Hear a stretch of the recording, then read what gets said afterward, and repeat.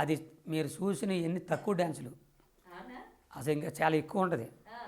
ఎందుకంటే ఎందుకు నేను డ్యాన్స్ చేస్తున్నానంటే, ఎందుకు ఏళ్ళు వచ్చిందంటే, నిలువెల్ల విషంతో నిండిపోయిన నా జీవితాన్ని యేసు ప్రభు నన్ను రక్షించాడు. నా దేవుణ్ణి స్తుతించడానికి నేను నా శరీరము నా మనసు మొత్తం ఆయనకు అంకితం ఉంచాను కాబట్టి అసలు ఆ పాట మొత్తం ఏంటంటే, ఆనందిస్తాను కోయి కోయి, ఆనందిస్తాను కోయి కోయి, సంతోషిస్తాను కోయి కోయి, డ్యాన్స్ చేస్తాను. ఇంకొక చెప్తాను.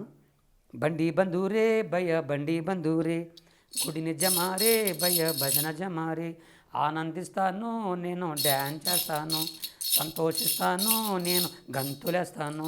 కారణం యేసయ్య స్వస్థపరిచినందుకు. అదనమాట మొత్తానికి అది. కానీ పాపం తెలియక చాలామంది ఆ కుర్రోళ్ళు డ్యాన్స్ చేస్తున్నారు.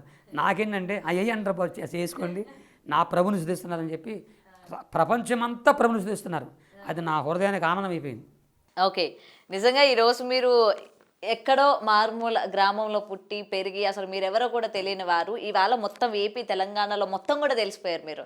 సో ఈ ఫేమ్ మీకు ఇంత రావడం వల్ల, అంటే ఎప్పటి నుంచో నన్ను ఒకళ్ళు గుర్తించాలని ఏదో ఒకటి ఉంటుంది కదా, మనం కూడా జనాలందరికీ తెలియాలి అని చెప్పి ప్రతి ఒక్క మనిషికి ఉంటుంది ఒక స్టేజ్లో, నేను కూడా తెలియాలి అని.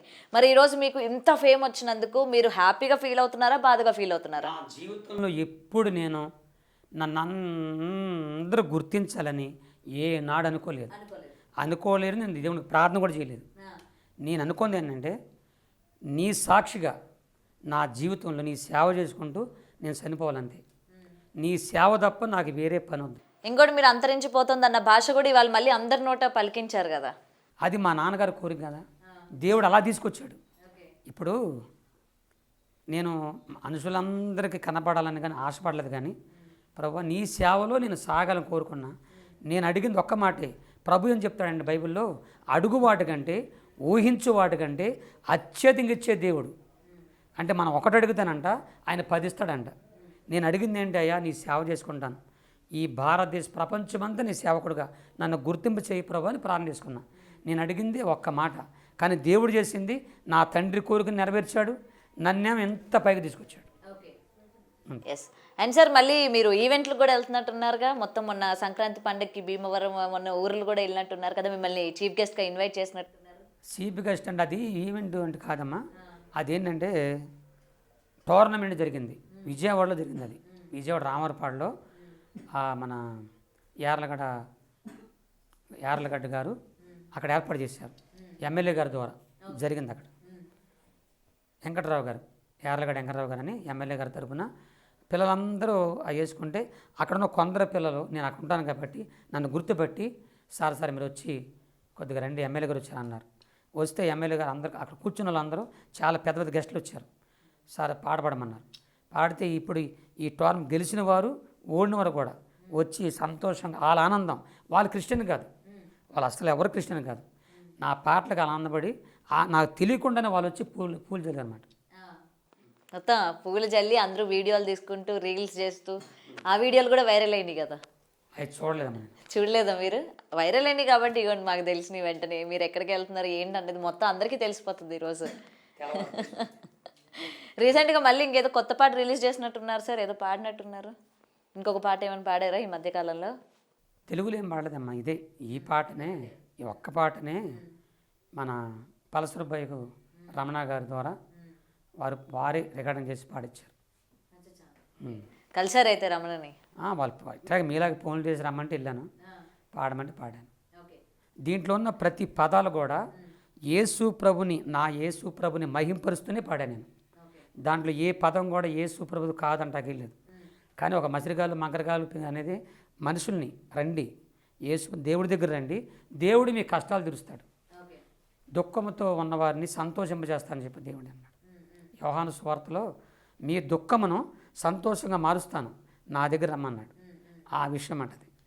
సో మీరు ఇంత ట్రోల్ అయ్యారు, ఇంతమంది ఎంజాయ్ చేస్తున్న టైంలోని ఒక్కసారిగా మీ మీద ఎలిగేషన్స్ కూడా రావడం జరిగాయి. ఒక వ్యక్తి బయటకు వచ్చి అసలు అతను మంచోడే కాదు, కామాంధులు ఆడపిల్లల్ని అసలు మంచి దృష్టితో కూడా చూడడు అని చెప్పి ఒక వ్యక్తి బయటికి వీడియో చేయడం కూడా జరిగింది. ఏం చెప్తారు మరి దీని గురించి? చాలా చక్కని ప్రశ్న వేశారమ్మా, మంచి ప్రశ్న వేశారు. దీనికి నేను చెప్పేది ఏంటంటే, 5 సంవత్సరాల క్రితం నేను ఒక సభలో ఉన్నా, వరంగల్లోనూ ఎక్కడో కానీ ఒక సభలో ఉన్నా, ఆ ఊరంత గుర్తులేదు నాకు. ఒక వ్యక్తి నా దగ్గరికి వచ్చి నాకు చెప్పాడు, అయ్యా నీవు చాలా ఫేమస్ అవుతున్నావు, అంటే మీటింగుల వల్ల, ఈ సభలో వల్ల చాలా ఫేమస్ అవుతున్నావు. కాబట్టి ఇక్కడ ఒక ఆయన ఉన్నాడు హైదరాబాద్లో, నీల్ రాజు అని ఆయన ఉన్నాడు. ఆయన నీ సాక్ష్యం విన్నాడు, కాబట్టి నీ గురించి మంచిగా చెప్పాలనుకుంటున్నాడు. ఇది ఆయనకు ఒక యూట్యూబ్ ఛానల్ ఉంది, మంచిగా చెప్పాలనుకుంటున్నాడు. మంచిగా చెప్తాడంట. ఒక 3 లక్షలు ఇమ్మన్నాడు. 3 లక్షలు ఇస్తే నీ గురించి మంచి చెప్తాడంట. నువ్వు కానీ డబ్బులు ఇవ్వకపోతే నీ గురించి చెడు చెప్తాడంట. ఆయన చేసి నిన్నే కాదు చాలామందికి చెప్పాడు అలాగా. ఆయన అంటే చాలా హడలు, పాస్టర్లే భయపడిపోతారు ఆయన అంతే. నీల్ రాజు అంటేనే భయపడిపోతారు. అది ఈ వీడియోలు పెడతాడంట, వీడియోలు పెట్టేసి అందరిని భయపెడేస్తాడంట. నాకు అంతమంది ఆయన అసలు ఎవరో కూడా తెలియదు, నాకు ఆయన ఎవరో, ఎక్కడ పుట్టాడో, ఎవరికి పుట్టాడో నాకు తెలియదు. నేను అన్నానండి, పేదవాడు నేను, ఇలాగ మీటింగ్లకు వచ్చి దేవుడు నాకు ఇచ్చి తిని బతికేవాడిని, నేను అంత డబ్బులు ఇవ్వలేనండి, నా వల్ల కాదన్న. అయితే నీ గురించి చెడుగు పెడతాడు అన్నాడు. సరే చేసుకోనేమండి, నా దేవుడు నా పక్షాన ఉన్నాడు. కాదండి, ఆయన పక్కన పోలీసు వారు ఉన్నారు, ఇదేంటి రాజకీయ నాయకులు ఉన్నారంట, ఆయన పక్కన చాలామంది పెద్దలు ఉన్నారు, కాబట్టి మిమ్మల్ని సేవలోకి రానియకుండా, అసలు సేవ చేయనీయకుండా మిమ్మల్ని తొక్కేస్తాడంట అని ఎన్నెన్నో చెప్పొచ్చారు. ఏమని చేసుకోమను, నేను మాత్రం ₹1 ఇవ్వను, ఏమని చేసుకోమని చెప్పాను నన్ను. అయితే ఆయన చేసే తెలుగుగల పని అయితే కొంతమంది ఫోన్ల ద్వారా కూడా చెప్పారు. ఆ ఫోన్ రికార్డు కూడా ఉంది, అది మా పెద్దలకి నేను చూపిస్తాను, నాకంటే మా గురువులు ఉన్నారు, వారి తర్వాత నేను చెప్పుకుంటాను. అయితే ఫోన్ల ద్వారా రికార్డింగ్ చేసి ఈయన ఫోన్లో మాట్లాడాడు. ఇట్లా ఆయనకు ఒక బ్యాచ్ ఉందన్నమాట, వాళ్ళు మాట్లాడతారన్నమాట. ఎందుకు ఫోన్లో మాట్లాడితే రికార్డింగ్ చేస్తాం కదా అని చెప్పి, సరే నేను మీరు చేసుకోమన్నా. అప్పటికే 2-3 వీడియోలు నా గురించి పెట్టేశాడు, చెడుగాని పెట్టాడు, చాలా చెడుగా పెట్టాడు. అవి నా బంధువులు చూశారు, నా భార్య పిల్లలు ఏడిశారు. ఇదేంటి ఇలాగా, ఆయన అసలు ఎవరో, మన కులస్తుడా, మనకేమైనా పుట్టినవాడా, మన కులస్తుడు కాదు కదా. ఇప్పుడు మా బైబిల్లో ఒక మాట ఉందండి, ఇప్పుడు దయచేసి ఇంట్లో ఉన్నటువంటి దైవజనులారా, గొప్ప సేవకులారా, ఆంధ్ర తెలంగాణ భారతం తిరిగినవాడు నేను 40 సంవత్సరాలు. మత్తయి సువార్త 18వ అధ్యాయము 15 నుంచి 17 వరకు క్రైస్తత్వంలో దేవుని పిల్లల్లో వాళ్ళు పాస్టర్లు కానీ విశ్వాసులు కానీ ఏదైనా తప్పు చేసి ఉంటే, క్రైస్తత్వానికి ఏమన్నా అపకీర్తి తీసుకొస్తుంటే, అలాంటి వాళ్ళని ఫస్ట్గా వెళ్ళి వ్యక్తిగతంగా వెళ్ళి ఆయన గద్దించాలి. ఆ విషయాలు చెప్పి సహోదరుడా ఇలా చేయొద్దు అని గద్దించాలి వ్యక్తిగతంగా. ఒకవేళ వినకపోతే 2-3 సాక్షుల్ని పెద్దలను తీసుకెళ్ళి గద్దించాలి. అప్పుడు వినకపోతే సంఘం ముందు అంటే మా పాస్టర్ ఫెలోషిప్ ముందు కానీ పెద్దలు నిలబెట్టి గద్దించాలి. అప్పుడు వినకపోతే అప్పుడు యూట్యూబుల్లోనో ఇంకో ట్యూబుల్లోనో సినిమాలోనో వాళ్ళ గురించి చెప్పి ఎలివేసేయాలి, క్రైస్తవం ఎలివేసేయాలి అని చెప్పారు అని బైబిల్లో ఉంది. మీరు నన్ను విమర్శించిన వాళ్ళలో మిమ్మల్ని అడుగుతున్నా నేను, ఈ మన బిగ్ టీవీ ద్వారా నన్ను విమర్శించే వాళ్ళలో ఏనాడైనా ఎప్పుడైనా మీరు నా దగ్గరికి వచ్చి వ్యక్తిగతంగా నువ్వు ఇలా చేస్తున్నావు, ఈ పాట పాడుతున్నావు, ఈ సాక్ష్యం చెప్తున్నావు, అసలు నువ్వు ఎవరో ఏంటి అని ఎప్పుడన్నా అడిగారా?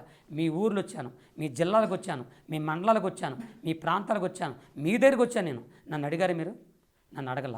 డైరెక్టర్కి వచ్చి తేరగా ఉందని చెప్పేసి ఫేస్బుక్లోనూ డబ్బులు వచ్చేస్తాయని చెప్పేసి యూట్యూబ్లో పెట్టేసేస్తే అందరు పెరిగిపోతారు, డబ్బులు వస్తాయని చెప్పేసి అలా చెప్పేసి సరిపోయిందా? ఆ దమ్ము లేదా? ఇప్పుడు నీల్ రాజు అని ఆయన నాకు ఫోన్ చేశాడండి, చేశాడు. నా భార్య నేను మాట్లాడాం. ఏం చెప్పాడంటే నిన్ను లేపేస్తా, చేసేస్తా, ఇదంటే ఇదే భయపెట్టేస్తా. ఎందుకు ముఖ్యంగా పాస్టర్స్ని ఎందుకు ఆయన టార్గెట్గా పెట్టుకున్నారంటే? డబ్బుల కోసం, కేవలం డబ్బుల కోసం, కేవలం డబ్బుడాడు. నాకు తెలుసు, నేను అనిపించాను, నేను చూశాను, మీకు ఆ ఏడు మొత్తం నా దగ్గర ఉన్నాయి. అయితే నా భార్య ఏం చెప్పిందంటే, అయ్యా మేము పేదవాళ్ళం, అన్ని జనుల నుంచి దేవుని సేవకు వచ్చాం, ప్రభుత్వం చేసుకుంటాం. ఏదన్నా నా భర్త తప్పు చేసి ఉంటే మాట ద్వారా కానీ శుభ ద్వారా కానీ, మనుషులు అనే వాళ్ళు తప్పులు చేస్తారు, ఏదన్నా ఉంటే మా ఇంటికి రా, ఇక్కడ ఉన్న పాస్టర్ని కూర్చొని, మన పాస్టర్ అసోసియేషన్ ఉంది, కూర్చొని మాట్లాడి నా భర్త తప్పు ఉంటే అప్పటికే నీకు ఒక పూలదండ వేసి నీ కాళ్ళు కడిగి ఒక 50,000 రూపాయలు నీకు ఇస్తాం. నా భార్యని ఇద్దరం చెప్పాం రమ్మని. ఇది చెప్పి 3 సంవత్సరాలు అయింది, ఇంతవరకు అడ్రస్ లేడు.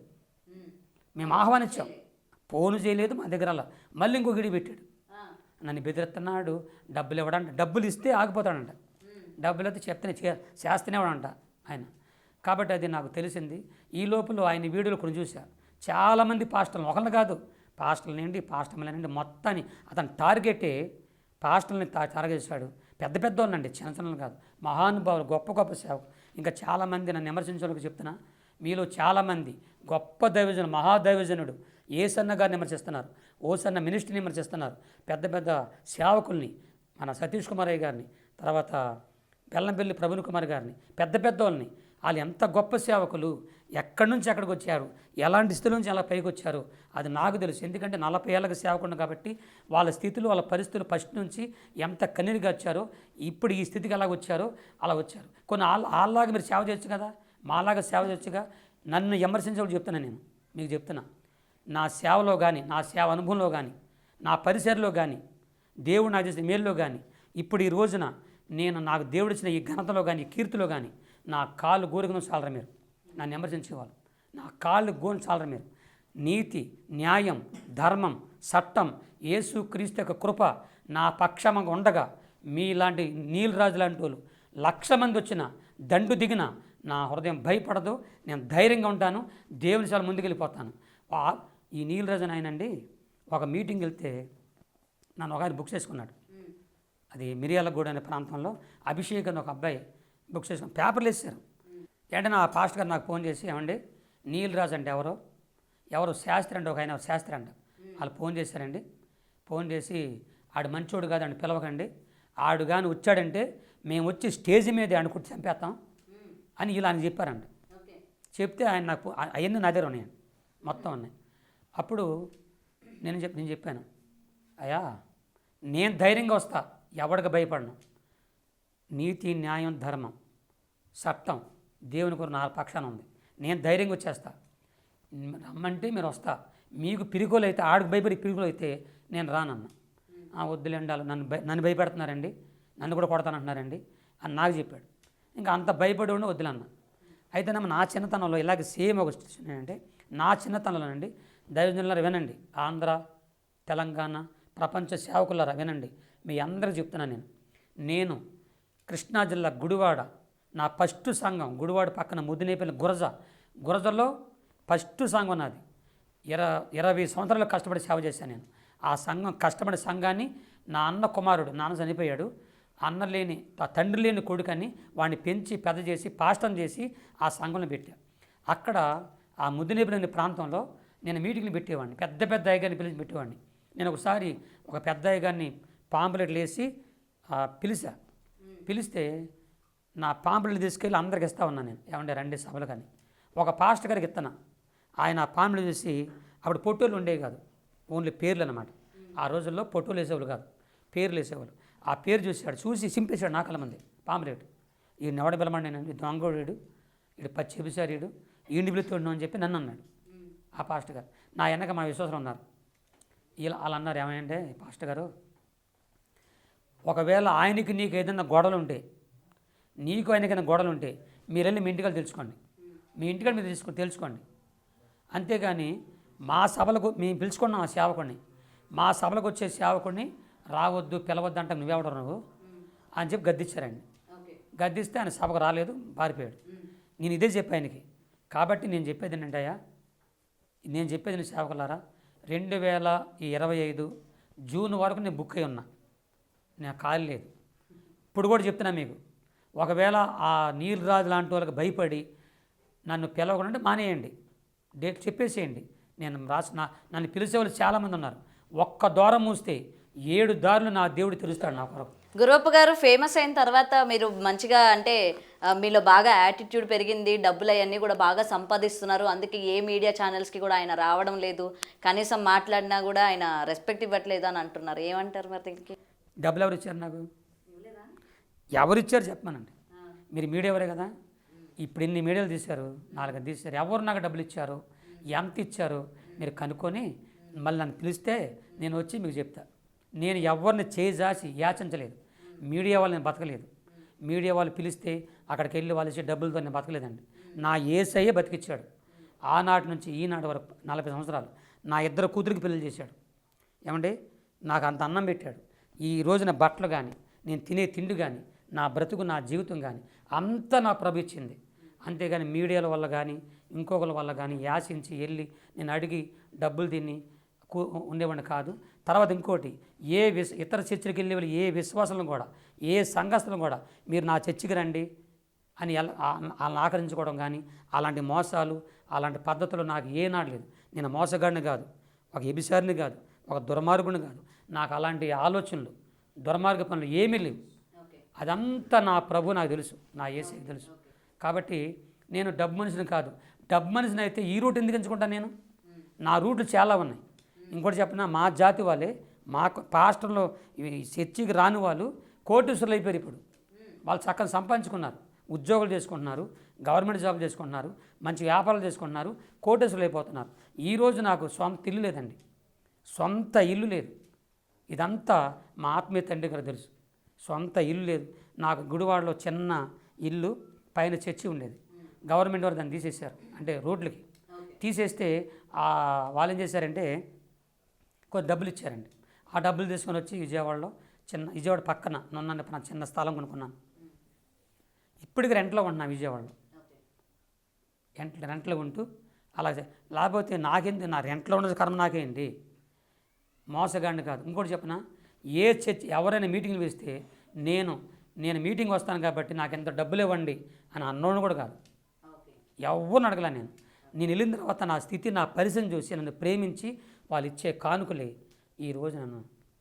అండ్ గురువప్ప గారు, ఫైనల్లీ ఒకటి చెప్పండి. ఇవాళ ఇంత ఫేమస్ అయ్యారు, బయటికి వెళ్ళిన తర్వాత మిమ్మల్ని గుర్తుపడుతున్నారు, ఫోటోలు అడుగుతూ ఉన్నారు, ఇస్తున్నారా లేకపోతే నిరాకరిస్తున్నారా? మనస్ఫూర్తిగా ఇస్తున్నా. ఈరోజు నేను హైదరాబాద్ దిగాల వస్తున్నప్పుడు ఒక ముసలమ్మ అసలంగా కళ్ళు కూడా కనిపించట్లేదండి. నేను దిగి వస్తే గుర్తుపట్టేసింది. పట్టేసి కోయికొయ్య నా దగ్గరికి వచ్చింది. తీసుకొని నా ఫోటో దిగేదా గురుకులేదు. ఆ వెళ్ళేవని ఫోటో దిగిందనమాట. ఫోటో ఇచ్చాను, చక్కగా నవ్వుతూనే ఇచ్చాను. సో ఇస్తారైతే మీరు ఎక్కడ కనిపించిన ఫోటోలు ఇస్తారైతే మంచిగా. నిజమే, ఇప్పుడు ఇస్తే చాలా మంచిది. అండ్ మొత్తం కూడా హీట్గా ఉంది. మా కోసం ఒక చలాకీకి ఒక పాట పాడండి మీ భాషలోని. భాష కాదు, ఒక్కటే. అది ఒక్క పాట పాడతారా? కొత్తగా ఇంకేమైనా పాడండి. నా జీవితం రాసిన ఒక పాట పాడతానమ్మా. పాడండి, డెఫినెట్గా. నిలువెల్ల ఘోరపు విషమేనయ్యా, మనిషిగా పుట్టిన సర్పనయ్యా, పాపము కడిగాబులే, విషము విరిచాబులే, నన్ను మనిషిగా ఇలా నీవు నిలిపాబులే, క్రీస్తు దాసుగా పేరు పెట్టి పిలిచావులే, ప్రభువా కాచితివి ఇంత కాలం, కాచితివి ఇంతకాలం, చావైన బ్రతుకైన నీ కొరకే దేవా, నీ సాక్షిగా నేను జీవింతునయ్యా, నీ సాక్షిగానే జీవింతునయ్యా. ఇది ఫస్ట్ పాట నా జీవితంలో. 89లో. రెండో పాట ఏంటంటే,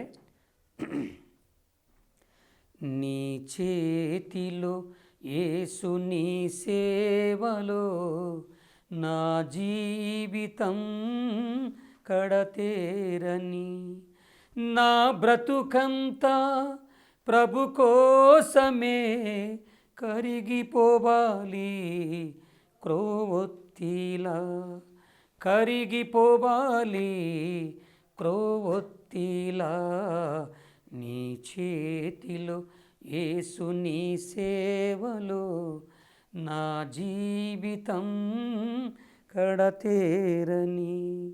నా జీవితం అంతా నా ప్రభు కోసం అంకితమైపోవాలి. మీ జీవితాన్ని అంతా ఒక పాటలో, అసలు మీ వాయిస్ అసలు చాలా బాగుందండి.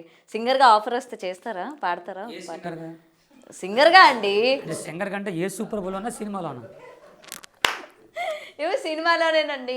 మీ వాయిస్ చేత సినిమాలోని ఒక హీరోకి పాట పాడమంటారండి. పాడరా? అంత మంచి ఆఫర్ వచ్చినా పాడరు. నేను పాడను. నా గొంతు, నా శరీరము, నా జీవితం, నా బ్రతుకు యేసయ్య కోసమే పాడతాను, యేసయ్య కోసమే మాట్లాడతాను, యేసయ్య కోసం చచ్చిపోతాను. ఇంక ఈ ఒక్క మాటతో ఇంక మీ వరకు ఆఫర్లు వచ్చేవి కూడా వెనక్కి వెళ్ళిపోతాయేమో ఇంకా చూడండి, అంతే అంటారా? నా దేవుడు నాకు వేరే ద్వారం తెలుస్తాడు. ఓకే, సో ఫైనలీ ఎప్పటి నుంచో మీ గురించి వెయిట్ చేస్తూ చేస్తూ చేస్తూ ఇగోండి ఇప్పటికి దొరికారు మాకు. దీని విషయంలో నన్ను క్షమించాలి మీరు. మన బిగ్ టీ వారు, బిగ్ టీ యజమాన్యం వారు, మా ప్రియ ఆత్మీయ కుమార్తె నేను అంత పెద్దదాన్ని ఏం కాదులేండి, క్షమించే అంత కానీ గౌతమి గారికి నేను మనస్ఫూర్తి చెప్పుకుంటున్నా. పాపం గౌతమి గారు అండి, ఏమంటే బిగ్ టీ వారు గౌతమి గారు నన్ను చాలా వెంబడిచ్చారండి. ఏమనబాకండి, తప్పు నాదే, టైం లేక సమయం లేక నేను ఇవ్వలేకపోయాను. ఈ రోజున ఆమె కోసం దేవుడే నన్ను ఇక్కడ తీసుకొచ్చాడు. దయచేసి ఇంకోటి చెప్తున్నాను, చిన్న మాట మన టీవీ వారికి ఇవ్వాల్సిన ఎంట్రీలను ఇచ్చేసాను. పొద్దాకి ఇదే మాట చెప్తుంటే బాధగా ఉంది. కాబట్టి కొత్త ఏమైనా ఉంటే కొత్తగా పాడినప్పుడు అప్పుడు మీరు వచ్చి నన్ను ఎంట్రీలు తీసుకు కోరుకుంటున్నాను. ఇప్పుడు సెలవు ఇప్పిస్తే డెఫినెట్గా. సో ఎప్పుడు కూడా నెగిటివిటీ వస్తుంది మీ మీద, నెగిటివ్ ట్రోల్స్ అవుతున్నాయని ఎప్పుడు కూడా మీరు లో అయిపోకండి. ఎన్నో చూసొచ్చారు, ఇది మీ ముందు చాలా చిన్నవి. ఎందుకంటే నెగిటివ్ చేయడం, ట్రోల్ చేయడం మీ మధ్య అందరికీ కూడా కామన్ అయిపోయింది. కాబట్టి దీనివల్ల మీరు ఎక్కడ కూడా ఆగిపోకండి అండ్ లో అవ్వకండి. మీది జర్నీ అట్లనే కంటిన్యూ చేయండి అండ్ కొత్త కొత్త పాటలు మాకు అందిస్తూనే ఉండండి, పాడండి. ఓకేనా? చెప్పండి. నా 40 సంవత్సరాలు నా సేవా పరిసరలో, నా జీవితంలో నా దేవుడు, నా యేసయ్య నాకు చేసిన మేలులే చెప్పుకున్నాను. దేవుని వాక్యం చెప్పాను, ఆయన యేసయ్య గురించి చెప్పుకున్నాను, నాకు ఆయన చేసిన మేలు చెప్పుకున్నాను, ఆయన సువార్త ప్రకటించుకున్నాను. అలాగే పాటలు కూడా వెళ్ళిపోతున్నాను. ఏ కులాన్ని కానీ, ఏ మతాన్ని కానీ, ఏ వ్యక్తిని కానీ, ఏ దేవతా దేవుణ్ణి కానీ, ఏ పాస్టర్లను కానీ, ఏ సంఘాలను కానీ నా నోటితో దూషించలేదు, ద్వేషించలేదు, ఎవరిని కూడా అనలేదండి. అలాగ నేను అనలేదు, అది అందరికీ తెలుసు. నేను ఇప్పటికీ ఏ ఊరు వెళ్ళినా, ఏ ప్రాంతం వెళ్ళినా ఆ పాస్టర్ గారు మైక్ ఇవ్వగానే ఈ ప్రాంతంలో ఉన్నటువంటి హిందూ సహోదరులందరినీ యేసయ్య దీవించును గాక, క్రైస్తవ సహోదరుల్ని ప్రభు దీవించును గాక, ముస్లిం సహోదరుని ప్రభు దీవించును గాక, జాతి కుల మత భేదం లేకుండా అందరినీ దేవుడు దీవించును గాక. నా ఉదయకాల ప్రార్థన అండి. ఫస్ట్ నేను చేసి ఎవరి కోసం తెలుసండి, మన దేశాన్ని కాపాడుతున్నారే సైనికుల కోసం. పాపం వాళ్ళు భార్యని, పిల్లల్ని, కుటుంబాలను వదిలిపెట్టి వెళ్ళిపోతారు. వాళ్ళు బాగుండాలని, అలాగే ఇక్కడ ఉన్నటువంటి వాళ్ళ కుటుంబాలు బాగుండాలని, పోలీసు వారి కోసం మంచి రాజకీయం ఉండాలని, అందరినీ పేదల్ని సాధనలు బాగా చూసుకోవాలని, ఇలాంటి చక్కని మాటలతో నేను ప్రార్థన చేసుకుంటాను తప్ప ఇప్పుడు నేను చెప్పిన నా సాక్ష్యం అండి, ఏ మతాన్ని మారమని కాదు, క్రైస్తవ మతంలో రమ్మని కోరట్లేదండి. నా దేవుడు నాకు చేసిన మేలు మాత్రం చెప్పుకున్నాను. మీరెవరు మతం మార్పిడి చేసేస్తున్నాడు మేసాల గురప అనొద్దు. నేను మతం మార్పిడి చేయలేదు, చేయను కూడా. నాకు అంత కర్మ కూడా నా పట్ల. నేను కూడా మతం మార్పిడి అవ్వలేదు. మీకు ఇంకో మాట చెప్తున్నా, ఏ పాస్టర్ గారు వచ్చి ఇదేశుడు, తెల్లవాడు, నల్లవాడు, మరగుజ్జోడు ఎవడొచ్చి నాకు ₹1 ఇచ్చి నాకు ఏదో మభ్యపెట్టి నన్ను మతంలో చేర్చుకోలేదు. అడవుల్లో నేను ఒక్కడనే ఉంటే దేవదూత వచ్చి నాకు దేవుని చెప్పారు. అంతేగాని మతం మార్పిడి చేయలేదు, నేను మతంలోకి వెళ్ళలేదు, దిగలేదు, కలిసిపోలేదు, ఏమవలేదు. ఎక్కడ నిలబడ్డాను అక్కడ నిలబడ్డాను. దేవుడే వచ్చి, యేసయ్య వచ్చి నన్ను రక్షించాడు. ఆ ప్రభు గురించి చెప్పుకున్నాను తప్ప ఈ క్రైస్తవత్వ మతంలోకి రండి అని చెప్పి ఎవరిని అనను. మతంలోకి మీరు రావద్దు, ఎవరు మతం మార్పిడి చేసిన చేయొద్దు. మీరు చిన్న పిల్లలేమి కాదు, అన్నీ తెలిసిన వారు. కానీ నేనెందుకంటే యెహోవా ఉత్తముడని, నేను నమ్ముకున్న దేవుడిని నేను ఎరుగుదును, ఆయన ఉత్తముడని రుచి చూసి నా జీవితం తెలుసుకుని ఆయన్ని ప్రకటిస్తున్నాను తప్ప ఇతరులను మాత్రం మారమని కాదు. కాబట్టి హిందూ సహోదరులారా, క్రైస్తవ సహోదరులారా, ముస్లిం సహోదరులారా, ఈ దీనుని ఎక్కడ అడుగులు కొండలు పుట్టినండి. నాకు అసలు ఏమీ తెలియదు. ఈ జీవితంలో నాకు అంటే నాగరికత తెలియదు. నాకు అక్కడి నుంచి వచ్చిన వాడిని. నన్ను సహోదరులతో అర్థం చేసుకొని నా పాటని ఒక జాతే కాదు, ఒక మతం, ఒక కులమే కాదు, అందరూ పాడుకున్నారు, అందరూ డ్యాన్స్ చేశారు.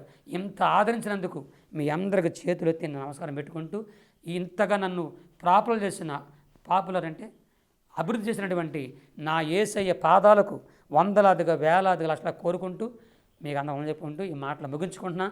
మీకు ఇట్టి అవకాశం నాకు ఇచ్చినటువంటి ఇంత మంచి మాటలు ఇంతవరకు చెప్పిన టీవీలన్నింటిలో చాలా నీరసంగా చెప్పాను. మరి ఎందుకు బిగ్ టీవీ అనగానే నాకు ఎందుకు రోషం వచ్చేసింది.